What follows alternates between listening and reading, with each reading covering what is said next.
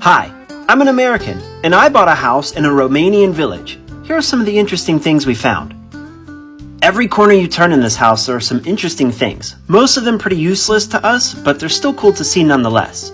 The previous owners used to make wine, so these giant glass bottles were everywhere. This one's still full of wine, so we might get into that later. There were pots and pans everywhere. Not really our style, so we'll probably end up donating them, but there were a lot. Here's this light thing, not really sure what it was for, but it's cool to see. You also have these tops for candles. Suspicious looking bag full of preservatives for vegetables, a cabbage slicer, lots of candles, lots of soap, and this old radio, which doesn't work. Here's some old bottle openers. This one's made of copper, and these are coated in chrome. I believe they were made in the old Dacia factory where they used to make some chrome-coated parts. Here's an old school medal from 1978, super cool to see.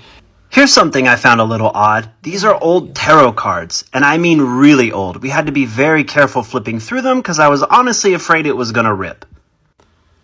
Again, glass bowls and things like that everywhere. We also found a lot of tools for making wine. Again, they were winemakers, so stuff like this is just scattered about everywhere. I believe these are thermometers or maybe some way of measuring the alcohol volume in the wine. Not sure, but we found about 10 or so, and we'll probably end up finding more. Also scattered about were tools like this flashlight. Didn't work this time, but it usually helps to have batteries in it. Tucked away on the shelf, we also found this really old map. We were unfolding it to see if we could find a stamp to see how old it was, and there you go, 1975. Pretty old. We found this knife, which is kind of a mystery to us. Some people are saying it's from Russia. We're not really sure. All we know is it splits in half and the blade is really hard to open. Here's where they made and kept all of their wine. The old grape press here still works, believe it or not, and all of the mini barrels. Not sure if they're still good for keeping wine, but we're glad to have them nonetheless.